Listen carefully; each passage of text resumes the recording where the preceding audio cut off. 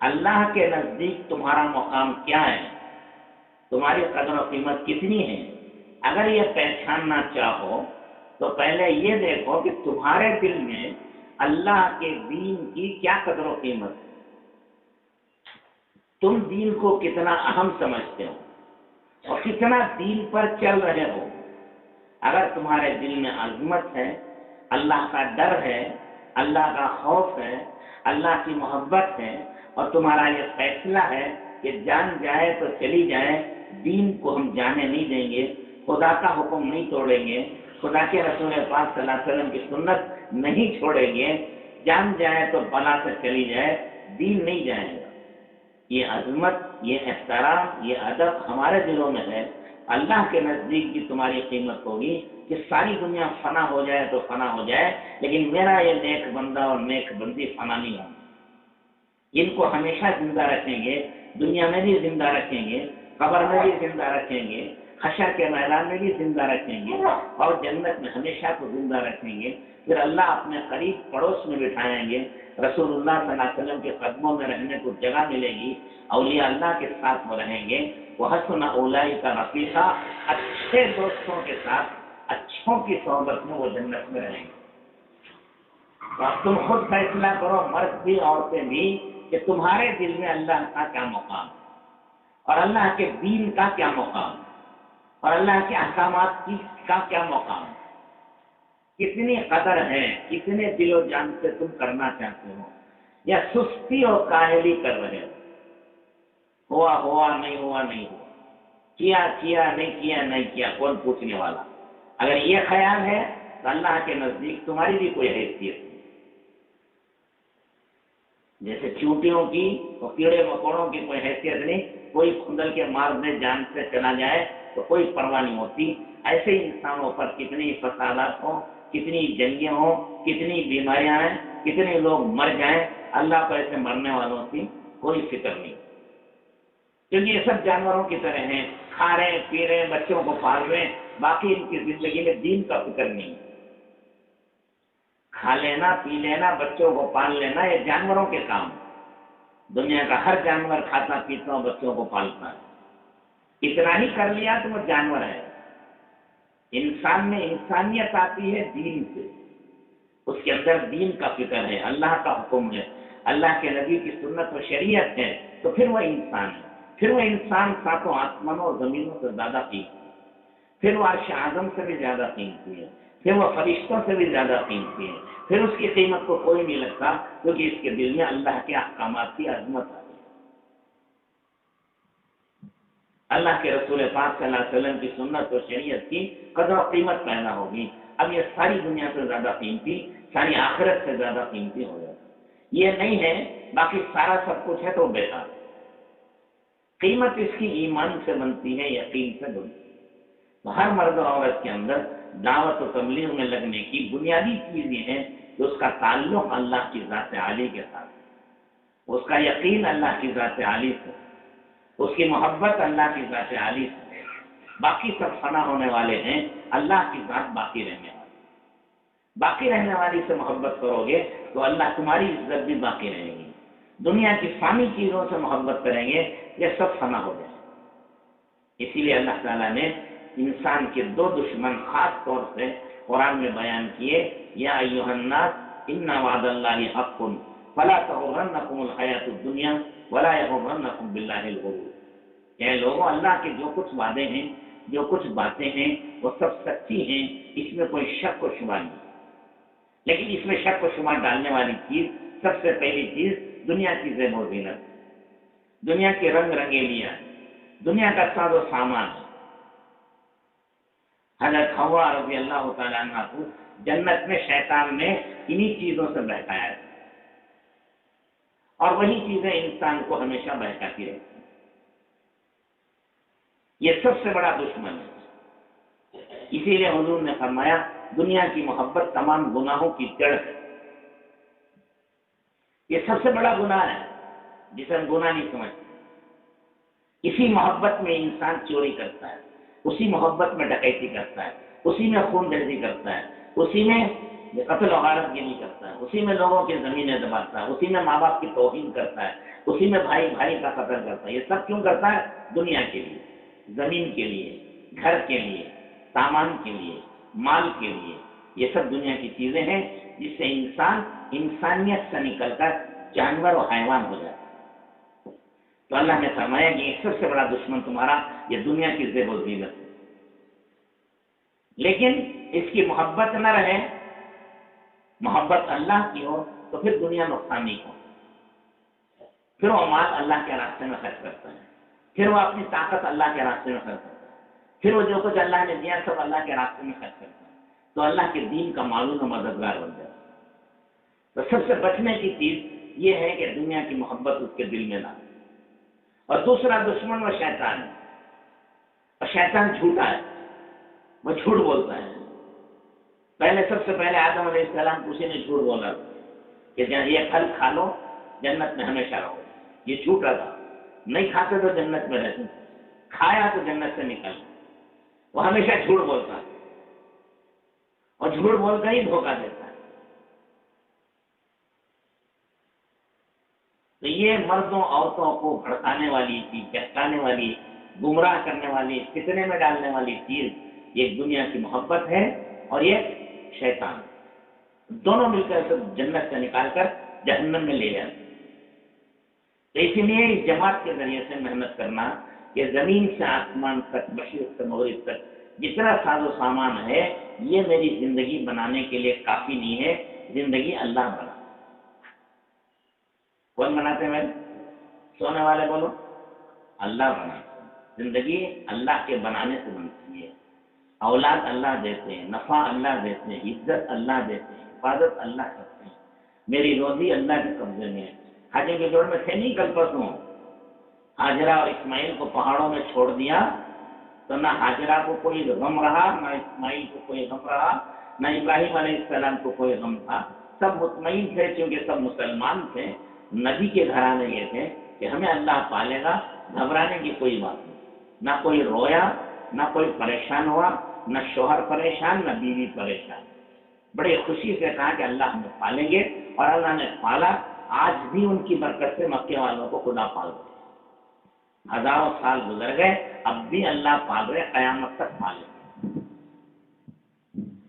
تو یہ تبلیغ کا کام کرنے والے، جماعت کا کام کرنے والے ہر مسلمان کے دل میں اس کا یقین ہو کہ میرا اللہ مجھے پالتا ہے، میں پیسے سے نہیں پلتا، کمائی سے نہیں پلتا، روزی اللہ دیتے ہیں، رزاق وہ ہیں، رازق وہ ہیں، رب وہ ہیں۔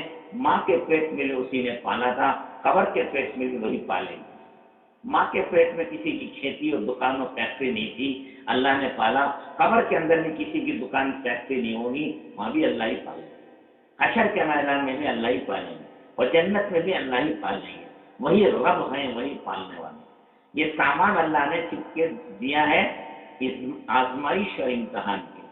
یہ دیکھنا چاہتے ہیں کہ اللہ پالتے ہیں، اس کا یقین ہے کہ یہ یقین ہے کہ انسان پالتے ہیں، کہ مال پالتے ہیں، کرتے اللہ ہیں، نظر آتا ہے کہ انسان کرتے نہیں ہیں۔ وہ ہمارے سب ریشم کے کاروبار ہوتے ہیں نا، وہ ریشم کا پتا کیا کھاتا؟ کیڑا، شہتوت کا۔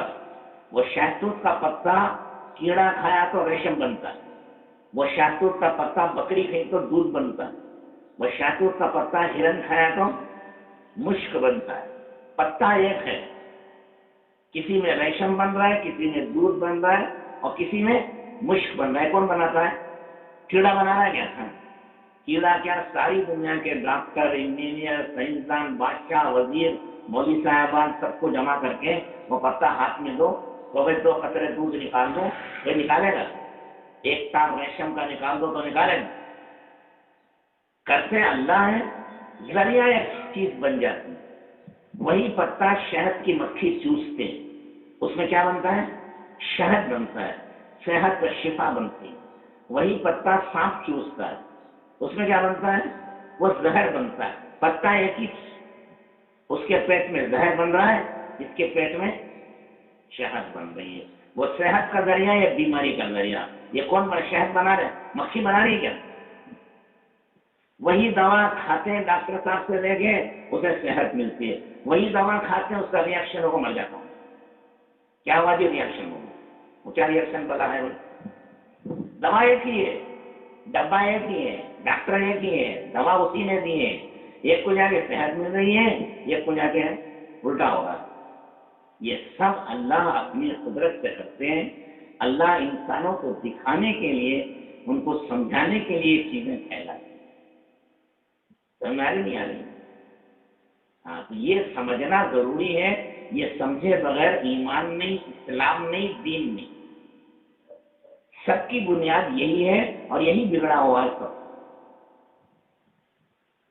کرتے اللہ ہے، نظر آتا ہے چیزوں میں، اور وہ دھوکہ ہے، اور سب سے بڑا دھوکہ. سمجھ آ رہی؟ تو ہمیں بھی اس کو سیکھنا ہے، اور یہ سیکھنے کے لیے تین تلے کافی نہیں، 10-20 سال بھی کافی نہیں. زندگی بھر سیکھتے رہنا. موت سے پہلے ایمان کامل خدا عطا فرما دے اور ایمان کے کمال کے ساتھ اللہ اٹھا لے تو سب بیڑا پار. اور مرتے قبر میں ایمان کا ہی سوال، مر کر اٹھتے حشر کے میدان میں ایمان کا ہی سوال ہے. سب سے پہلے یہ پوچھا جائے گا کہ تمہارے دل کا یقین کیا تھا، قبر میں بھی، حشر میں بھی، حساب و کتاب میں بھی. اس کے ساتھ سب کچھ ہے، یہ نہیں تو پھر کچھ نہیں. پہلے ایک لکھ ڈالنا، اس کے بعد صفر بڑھاتے ہیں تو عدد بڑھتے رہتا ہے. ایک لگا تو ایک کے 10 ہوتی ہیں، اور ایک صفر لگا تو اور ایک لگا تو عدد. وہ ایک رہنا، وہ ایک ہٹا جاؤ، وہ صفر لگا تو ایک اللہ کو لگاؤ، پھر اس کا دنیا کرو، وہ بڑھتی رہے گی. اور یہ اللہ کا ایک ہٹا دے تو پھر یہ صفر ہے. صفر کا تو بھینس کا انڈا، کچھ بھی نہیں، نہ دنیا میں نہ آخرت میں. خسرت دنیا والا آخرت، دنیا بھی برباد، آخرت بھی برباد. جب یہ یقین اللہ کی ذات پر آئے گا تو پھر یہ اسے یقین آئے گا کہ زمین سے آسمان تک سونے چاندی ہیرے جواہرات سے بھر دیے جائیں، اور ایک طرف ایک سنت ہو نبی کی، تو نبی کریم صلی اللہ علیہ وسلم کی ایک سنت یہ زمین سے آسمان تک کے ہیرے جواہرات سے زیادہ قیمتی ہے. اس لیے کہ زمین سے آسمان تک کے ہیرے جواہرات سے سونا چاندی فنا ہو جائے گا، ختم ہو جائے گا. نبی کی سنت باقی رہے گی.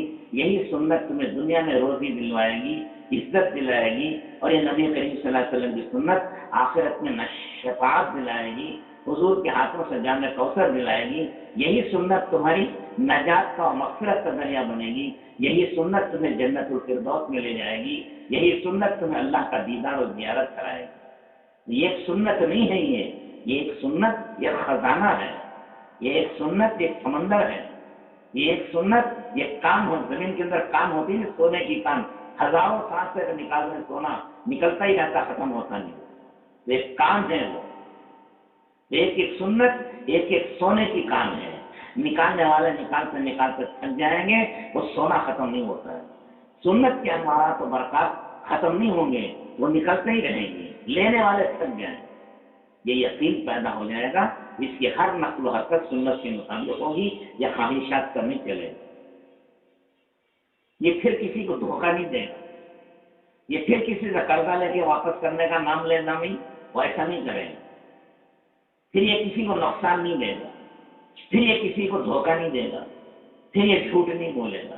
یہ جتنے منکرات ہیں، معصیت ہے، یہ سب اسی کے لیے ہے کہ سنت کی عظمت نہیں ہے، حضور کی عظمت نہیں ہے. نام ہے، زبان سے محبت کے دعوے ہیں، عمل نہیں ہے، جس کی وجہ سے اس کی زندگی غلط ہے. زندگی صحیح ہوگی حضرت محمد رسول اللہ صلی اللہ علیہ وسلم کی سنت و شریعت سے. وہ صحیح انسان تھے، اور جو ان کے طریقے پر چلے گا وہ بھی صحیح بن جائے گا. جو ان کے راستے سے ہٹے گا وہ غلط ہو جائے گا. تو صحیح چلنا اسی کو اصلاح کہتے ہیں. اصلاح کے معنی صحیح کر لینا، ٹھیک کر لینا.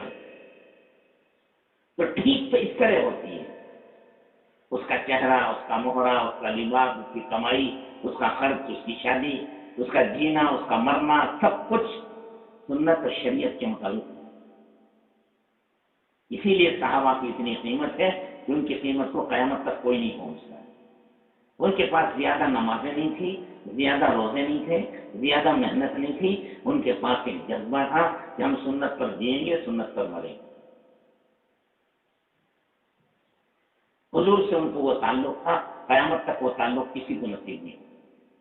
اسی تعلق کی وجہ سے حضور کے اشاروں پر جان دیتے تھے، حضور کے اشاروں پر گھر لوٹاتے تھے، حضور کے اشاروں پر بیوی بچوں کو لوٹاتے تھے۔ حضور کی عظمت و محبت اتنی تھی کہ اپنی جان سے بھی زیادہ تھی۔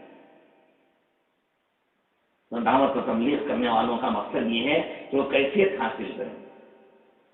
یہ ایک رسم ہے، گشت کر لینا، تعلیم کر لینا، عورتوں کا اجتماع کر لینا، بیان کر لینا، اور جذبات پیدا کرنے کے لیے ہے۔ مقصد تو یہ ہے کہ اس کے اندر حضور سے اتنا تعلق ہو جائے کہ اپنی جان سے بھی زیادہ، اپنے شوہر اور بیوی اور بچوں سے بھی زیادہ، اپنے ماں باپ سے بھی زیادہ، اپنی تمام انسانوں سے سب سے زیادہ۔ حضور نے فرمایا وہی مسلمان۔ کون مسلمان ہے؟ جس کے دل میں حضور کی محبت و عظمت اس کی جان سے، اس کی بیوی بچوں سے، اس کے شوہر بھائیوں سے، تمام سے زیادہ۔ عورت کی لڑائی میں ایک عورت کو خبر پہنچی کہ پورے مدینے میں خبر ہو گئی تھی کہ حضور شہید ہو گئے۔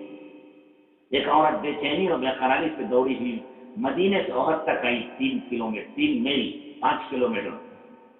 اسے راستے میں اس نے پوچھا کہ حضور صلی اللہ علیہ وسلم کہاں ہیں، کیسے ہیں؟ تو انہوں نے کہا حضور اکرم صلی اللہ علیہ وسلم کو تو ہم نے دیکھا نہیں، لیکن تمہارے شوہر کو دیکھا تو اس کی گردن کٹ گئی اور وہ شہید ہو گیا، مر گیا۔ انہوں نے کہا کہ حضور کی طبیعت کیسی ہے؟ آگے بڑھی تو کچھ لوگ اور ملے، ان سے کہا حضور کیسے ہیں؟ انہوں نے کہا حضور کو تو دیکھا نہیں، تمہارے والد کو دیکھا کہ وہ شہید ہو گئے، ان کے ہاتھ پیر کاٹ دیے گئے۔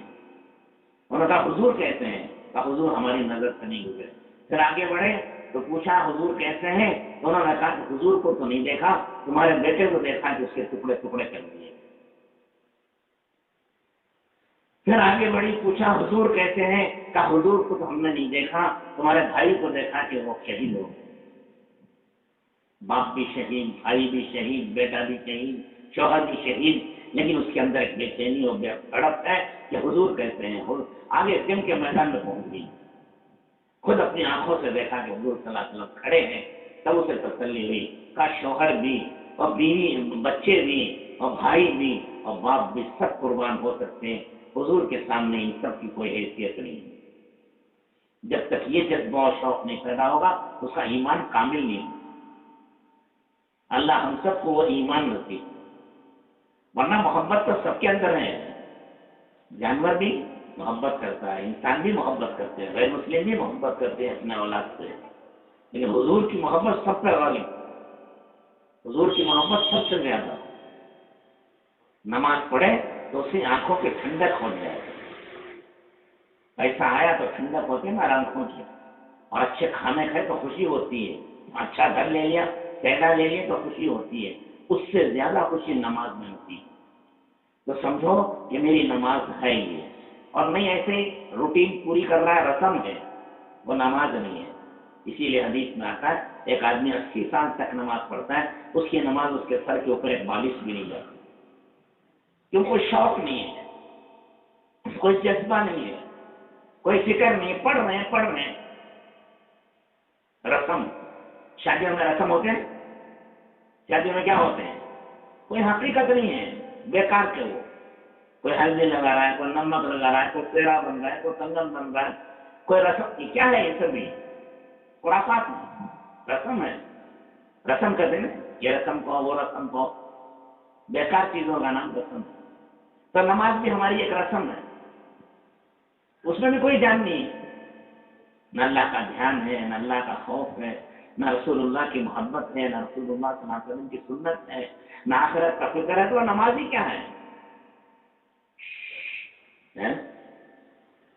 دل دنیا کی چیزوں میں اٹکا ہو پھر نماز پڑھے تو وہ نماز نہیں رہتی۔ تو دعوت و تبلیغ کے کرنے والوں کے ذمے یہ واجب اور فرض ہے کہ ان کی نماز عرش اعظم پر اٹھا لی جائے۔ نماز وہ ہے جو خدا کے دھیان کے ساتھ، وہی نماز کامیاب کرتی ہے۔ قد افلح المؤمنون الذین هم فی صلاتهم خاشعون۔ وہ مومن اور مسلمان کامیاب ہوں گے جن کی نمازوں میں اللہ کا ڈر اور خوف پیدا ہو۔ تکبیر تحریمہ سے سلام پھیرنے تک اللہ کے علاوہ کسی کا خیال نہ آئے، وہ نماز وہ کیفیت ہمارے اندر پیدا ہو، وہ جذبہ اور شوق ہمارے اندر ہو۔ یہ میرے آقا کی سنت ہے، میری آنکھوں کی ٹھنڈک ہے، میرے دل کی راحت ہے، میرے اللہ کا حکم ہے، اس عظمت کے ساتھ وہ پڑھے۔ کھانے پینے میں، پہننے اوڑھنے میں کسی کے کہنے کی ضرورت نہیں، وہ خود تلاش کریں حضور اکرم صلی اللہ علیہ وسلم کی سنت کی۔ صرف کھا لینا کوئی کمال نہیں، ساری دنیا کھاتی ہے، سنت کے مطابق کھانا کمال ہے۔ صرف پہن لینا کوئی کمال نہیں، ساری دنیا پہنتی ہے، حضور کے طریقے پر پہننا وہ سنت۔ تو وہ جذبہ ہماری عورتوں میں پیدا ہو، ہمارے بچوں میں پیدا ہو، ہمارے مردوں میں پیدا ہو، ہماری عورتوں میں پیدا ہو، سو جان سے وہ حضور پر قربان ہونے تیار ہو۔ تو اسی کو تبلیغ کہتے ہیں، اور کوئی تبلیغ نہیں ہے۔ تبلیغ کے کوئی پر نہیں کہ اڑتا رہے گا، کوئی پیر نہیں ہے کہ وہ دوڑتی رہے گی۔ تبلیغ انہی چیزوں کا نام ہے کہ ہماری ہر نقل و حرکت سنت اور شریعت کے مطابق۔ اب شادیوں میں جا رہے ہیں، بے پردہ ہو گئے، شادیوں میں گئے نمازیں چھوڑ دی، شادیوں میں گئے ایک دوسرے کے رسم میں شریک ہو گئے، تو معلوم ہوا کہ ان کو دین کی وہ بات بھی نہیں لگی ہے۔ یہ تبلیغ نہیں کر رہے، تبلیغ کو بدنام کر رہے ہیں، حضور کا نام لے رہے ہیں، حضور کے سنت کے جنازے نکال رہے ہیں، حضور کا نام لے رہے ہیں، حضور کے دین کی دھجیاں اڑا رہے ہیں۔ اب مولوی صاحب کے گھر والے بھی وہی کر رہے ہیں، حاجی صاحب کے گھر والے بھی وہی کر رہے ہیں، اور جماعت کے پرانے کارکن کے گھر والے بھی وہی کر رہے ہیں، تو پھر اب فرق کیا ہے؟ تم تبلیغ کر کے فائدہ کیا ہے؟ تم بھی غیروں کی طرح ایک ہو گئے۔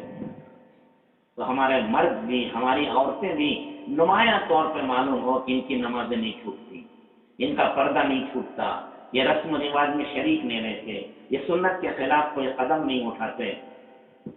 سمجھا رہی؟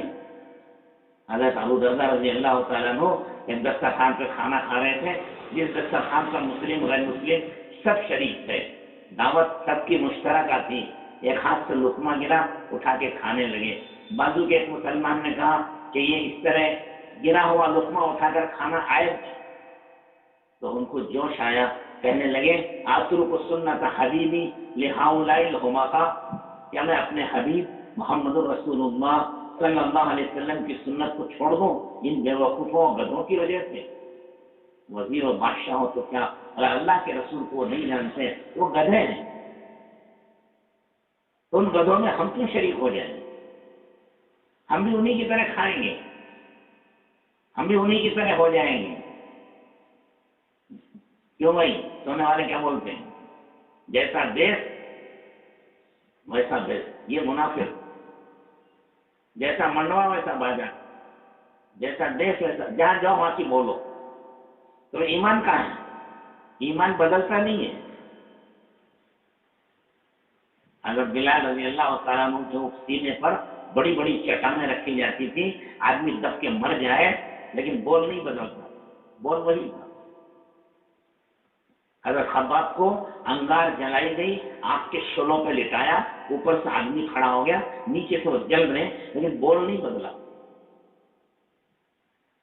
وہی احد احد ولا الہ الا اللہ محمد رسول اللہ۔ حضرت حسین احمد مدنی ایک بزرگ تھے، انہوں نے انگریز کو کافر ہونے کا فتویٰ دیا تھا، اور پتہ نہیں اور کیا کیا کہا تھا، تو ان کے شاگرد تھے مولانا جوہر علی، انہوں نے کہا کہ وہ وکیل بھی تھے، لائر بھی تھے، انہوں نے کہا صرف اتنا کہہ دیجیے کہ میں نے نہیں کہا، باقی میں کر لوں گا سب کام۔ جب لوگ کہتے ہیں نا لائر لوگ، ان کا تو کام ہی جھوٹ بولوانا ہے۔ تو حضرت حسین احمد مدنی رحمۃ اللہ علیہ نے کہا کہ جوہر، اگر میں نے بات بدلی تو میرا ایمان بدل گیا، ہم بات نہیں بدلا کرتے، ہماری بات ایک ہے، ہم نے کہا ہے اور یہی کہیں گے اور کہتے رہیں گے۔ کورٹ میں جا کے اس سے جج نے پوچھا کہ تم نے کہا ہے؟ تو انہوں نے کہا میں نے کہا ہے، آج بھی یہی کہتا ہوں، آئندہ بھی کہوں گا، یہی میرا مذہب اور دین ہے۔ اور انگریز کے ہاں ہر ایک کو دین پر چلنے کی آزادی تھی، انہوں نے کہا کہ تمہارا مذہب یہی ہے تو جو تم آزاد ہو۔ بجائے پھانسی کے آرڈر دینے کے اسے آزادی مل گئی، سچائی مل گئی. تو ہم بات نہیں بدلتے، ڈھنگ نہیں بدلتے. اس طرح بیٹھے تو 6 نمبر بیان کریں، دھمادم دھمادم دھڑا دھڑ، اور شادی میں گئے تو ننگے ناچ رہے، میک اپ بھی چل رہا ہے، VCR میں بھی کھڑے ہو گئی، بنٹھن کے فوٹو بھی لے رہے ہیں. ماشاء اللہ سب کے فوٹو آتے رہتے ہیں. لیکن مذہب ہے یہ، تم نے یہی بات بدل دی. تو ہم نہیں بات بدلتے، ہم نہیں رسم بدلتے، ہم نہیں طریقہ بدلتے، ہم نہیں لباس بدلتے. ہمارا لباس سنت کا ہے، جئیں گے سنت پر، مریں گے سنت پر. ایک آدمی 4 مہینے لگا کے جماعت میں چھڑے کا آدمی بیلور کا کہا کہ بہت چھوٹے چڑھے گا. وہ بیل گاڑی میں سامان ڈالا تھا اپنے کھیت سے. ایک آدمی اس کی گاڑی کی چکی نیچے آ کے مر گیا. بچے مر جاتے اندر آ جاتے تھے. انہیں جو اٹھا پولیس اسٹیشن میں دیا، میری گاڑی کے نیچے یہ مر گیا، میں نے نہیں مرا. کورٹ میں کیس ہو گیا. جج کے سامنے گیا، اس نے کہا کہ یہ میری گاڑی کے نیچے مرا لیکن میں نے نہیں مارا. تو اس نے کہا آخری فائنل تاریخ کورٹ نے ایک اور دی کہ جب لائر سے بات کرو. لائر والے سب اس کے خاندان کے لوگ ہیں، صرف اتنا کہہ دے کہ یہ میری گاڑی کے نیچے نہیں مرا. لائر نے کہا میں باقی سب دے دوں گا. اس نے کہا اللہ کے بندے میں 4 مہینے جماعت میں جا کے آیا ہوں، میں جھوٹ نہیں بولتا. تو لائر نے کہا ارے بولنا پڑے گا، نہیں بولے گا تو مرے گا. تو وہ دیہات کا چھڑے کا آدمی کہنے لگا ٹھیک ہے، میں مروں گا تو سچ بولتے بولتے مروں گا، تو مرے گا تو جھوٹ بولتے بولتے مرے گا. میں نہیں جھوٹ بولتا. چھڑے کا سیدھا سیدھا آدمی ہوتا ہے. چھڑے والے ان کا دل پاک صاف ہوتا ہے، سیدھے سادے، تیری میری نہیں جانتی. میں نے کہا نہیں میں تو سچ بولوں گا. تو جا مرے گا تو وہ بھیج دیا. کورٹ میں اس نے جج نے پوچھا کہ اس بچے کو کس نے مارا ہے؟ اس نے کہا جج صاحب میں نے نہیں مارا لیکن میری گاڑی کے نیچے اس کو اللہ نے مارا. تو جج وہ بیٹھ گیا سن ہو کر. پھر اس نے لکھ دیا کیس ڈسمس اور یہ آزاد ہے. اس کے بعد لائروں نے پوچھا کہ یہ تم نے کیا فیصلہ کیا ہے؟ انہوں نے کہا اس کے خلاف لکھتے ہوئے میرا ہاتھ کانپ رہا، میں نہیں لکھ سکا اسے سزا. اتنا سچا اور صاف آدمی میں نے زندگی میں نہیں دیکھا جسے موت کی کوئی پرواہ نہیں. تو یہ سچائی ہے، یہ ایمانداری ہے. یہ بات نہیں بدلتے. جان بچانے کے لیے جانے کی ہوگی تو جھوٹ بول کے مرے گا، جھوٹا اللہ کے سامنے جائے گا. جان جانی ہوگی تو سچ بول کے مرے گا، سچا ہو کے حاصل ہوگا. دیکھو دیہاتی نے کتنی صاف بات کری چھڑے والے نے. تو بھی مرے گا نہیں مروں گا، مرنا بھائی. میں سچ بولتے بولتے مروں گا، اللہ کے پاس سچ بولتے بولتے جاؤں گا. تو جھوٹ بولتے بولتے مرے گا، اللہ کے سامنے جھوٹا جائے گا. تو مرنے سے چھٹکارا تو نہیں ہے، وہ سچا ہے یہ جھوٹا ہے. تو ہماری عورتیں، ہمارے مرد، ہمارے ساتھی، ہمارے سب کام کرنے والے وہ ایک بات پر جمے رہے. ادھر ہے تو ایسا، ادھر ہے تو ایسا نہیں. جو 6 نمبر مسجد میں بول رہے ہیں، جو 6 نمبر عورتوں کی اجتماع و تعلیم میں بول رہے ہیں، وہی 6 نمبر شادی میں بھی بولیں گے. یعنی اسی پر عمل کریں گے، ایمان کی بات کریں گے، سنت کے مطابق یہ کپڑے پہنیں گے، سنت کے مطابق گزاریں گے وقت. وہاں شادیوں نماز کا پابندی کریں گے، شادی میں بھی قرآن کی تلاوت کریں گے، شادی میں بھی ذکر کریں گے. اب کیا ہو رہا ہے شادیوں میں گانا بجانا، میوزک، الا بلا کچرا کوڑا، بے ایمانی کی چیز ہے. جاتے ہیں جو رہا تھا ایمان ہے وہ بھی گنوا کے آتی ہیں. شادی میں جاؤ، منع نہیں ہے، میں جا کے قرآن پڑھو، حدیث پڑھو، نماز پڑھو، ذکر کرو، دعا کرو. شادی میں خیر و برکت آئے گی، دلہا دلہن میں خیر و برکت آئے گی، ہونے والی اولاد و نسلیں صحیح ہوں گی. کمائیوں کی شکلیں ہیں. سچ بولو، اللہ کو جو دینا منظور ہوگا وہ دیں گے. تمہارا مقدر کوئی چھین نہیں سکتا، کوئی لے نہیں سکتا، ایک دانہ کوئی کھا نہیں سکتا اور دوسرے کا کوئی دانہ تم نہیں کھا سکتے. ہر ایک بات جو مشہور ہے نا، کہتے ہیں دانے دانے پہ لکھا ہے کھانے والے کا نام. اللہ دینے والے ہیں، بندہ کھانے والا ہے. کسی کا دانہ کوئی کھا نہیں سکتا، کسی کی روزی کوئی چھین نہیں سکتا.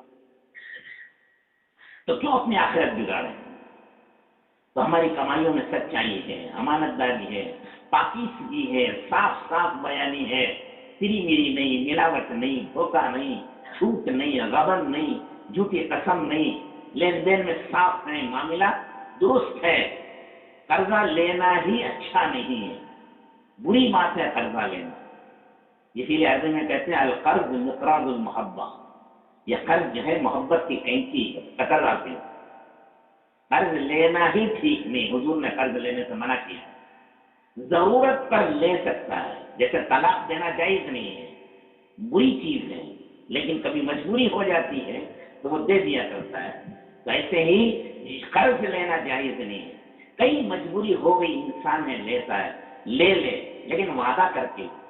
قرآن میں ہے 2 آدمیوں کو گواہ بنا کر دو کہ میں نے ان سے اتنا قرض لیا ہے، 1 مہینہ یا 6 مہینے کی مہلت ہے میرے لیے، 6 مہینے کے بعد میں واپس کر دوں گا.